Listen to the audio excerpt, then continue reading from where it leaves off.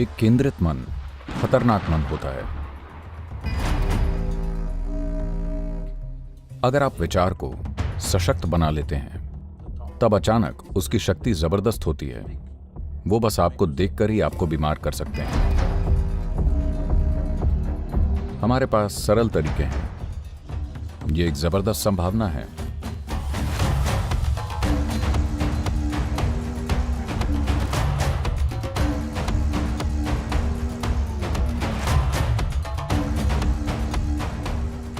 नमस्कारम सद्गुरु।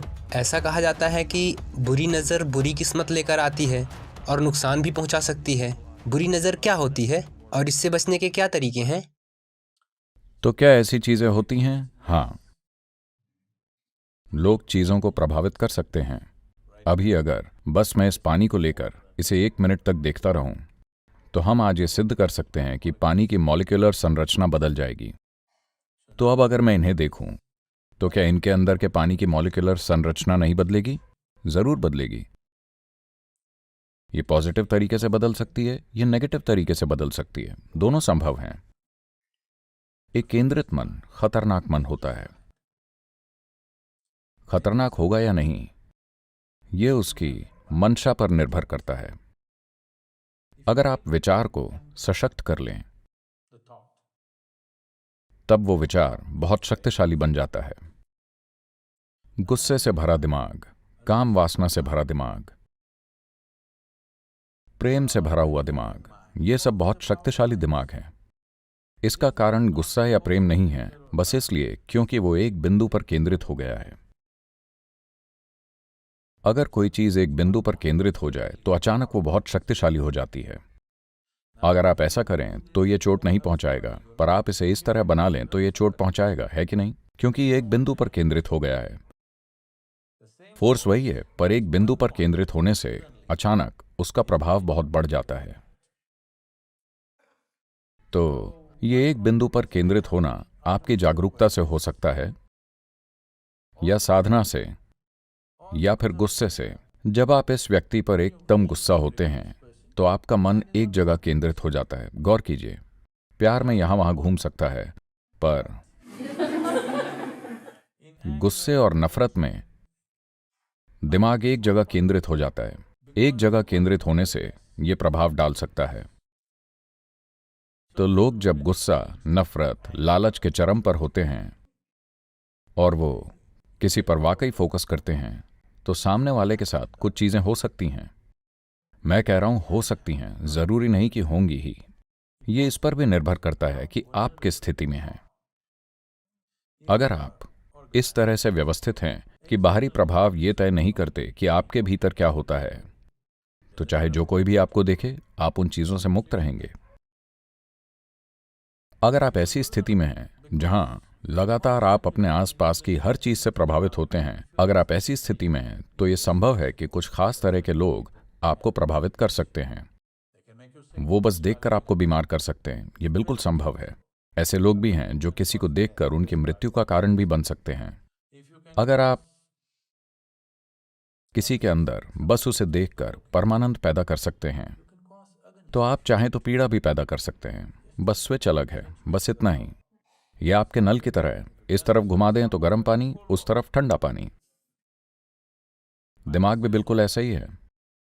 इसका कई तरीकों से सकारात्मक उपयोग किया जा सकता है। यह जबरदस्त संभावना है, पर लोग इसका अलग तरह से इस्तेमाल करना चुनते हैं। हम जो भी करना चाहें, जो जीवन को बेहतर बना सकता है, जो जीवन बचा सकता है, जीवन को सुंदर बना सकता है, उसी का इस्तेमाल जीवन को नष्ट करने में, उसे भयानक बनाने में भी किया जा सकता है ना? हर दिन यह हो रहा है। टेक्नोलॉजी, आप उसका किसी भी तरह इस्तेमाल कर सकते हैं। यह भी वैसा ही है। इस शरीर और इस दिमाग का भी उसी तरह इस्तेमाल किया जा सकता है। इसलिए भारतीय महिलाएं एक बड़ी बिंदी लगाती थीं और इसे खास सामग्री से बनाया जाता था। हल्दी और नींबू का उपयोग किया जाता था ताकि बुरी नजर का असर ना हो। खास तौर से अगर कोई स्त्री बहुत सुंदर हो तो वो उसे और बड़ा करके लगाती थी।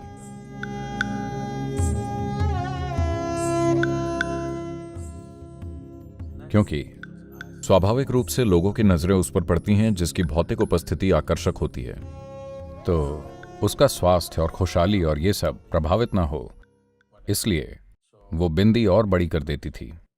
तो अगर आप खुद को सुंदर मानती हैं तो आपको बड़ी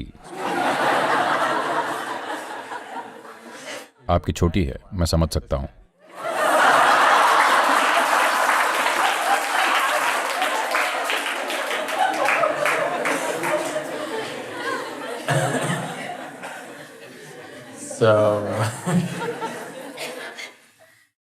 तो इन सब चीजों में मत पड़िए, क्योंकि फिर आप सोचने लगेंगे कि अभी मेरा पेट दर्द हो रहा है क्योंकि इसने मुझे देखा, मुझे सिर दर्द हो रहा है क्योंकि उसने देखा था। इन सब चीजों में मत पड़िए।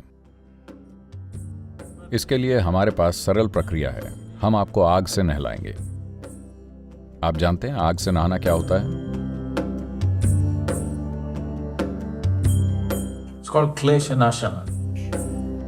इसे क्लेश नाशन कहते हैं।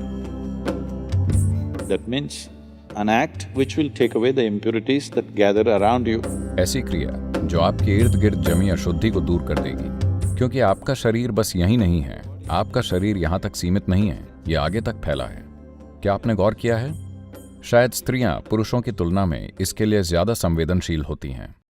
किसी को आपको छूने की जरूरत नहीं है। अगर कोई थोड़ा ज्यादा पास आ जाए, और ये मनोवैज्ञानिक बात नहीं है, ये अलग चीज है, मनोवैज्ञानिक और भावनाओं के पहलू भी हैं। इसके अलावा अगर कोई आपके बहुत पास आ जाए तो तुरंत ऐसा लगने लगता है, ऐसी फीलिंग होती है, होता है ना, कि आपको थोड़ी दूरी चाहिए। उन्होंने आपको छुआ नहीं है, बस यहां तक। इतने से ही कुछ डिस्टर्बेंस पैदा हो जाता है ना? क्योंकि शरीर यहां खत्म नहीं होता, ऊर्जा इससे और आगे तक होती है। कितने आगे तक, यह निर्भर करता है कि आपकी जीवन ऊर्जाएं कितनी उल्लासमय हैं। अगर आपकी जीवन ऊर्जाएं एकदम उल्लासमय हैं तो आप ऊर्जा से इस हॉल को भर सकते हैं, नहीं तो कम से कम थोड़ी दूर। ज्यादातर लोगों के लिए ये उनके शरीर से 3 से 9 इंच की दूरी तक हो सकती है। तो आप अपने शरीर पर चीजें इकट्ठी करते हैं, उसे आप धो लेते हैं। उसी तरह आप कुछ दूसरी तरह की चीजें अपनी ऊर्जा सिस्टम पर इकट्ठा कर रहे हैं। आप इसे पानी से धो सकते हैं, कुछ दूषित चीजें उससे चली जाएंगी। ऐसे ही हम आग का इस्तेमाल करते हैं, जिसे आप दृष्टि कह रहे हैं। क्या ऐसा जरूरी है कि यह किसी के देखने से हो रहा है या नहीं? वो पक्का नहीं है, पर आपके आसपास के जीवन का प्रभाव निश्चित ही आपके एनर्जी सिस्टम पर हो रहा है। अगर आपके पास अपने भीतर कोई आध्यात्मिक प्रक्रिया है, यानी आप किसी तरह की क्रिया या ध्यान की कोई प्रक्रिया कर रहे हैं, तब आपको इन सब चीजों की जरूरत नहीं पड़ेगी, क्योंकि आप खुद को भीतर से साफ करना जानते हैं।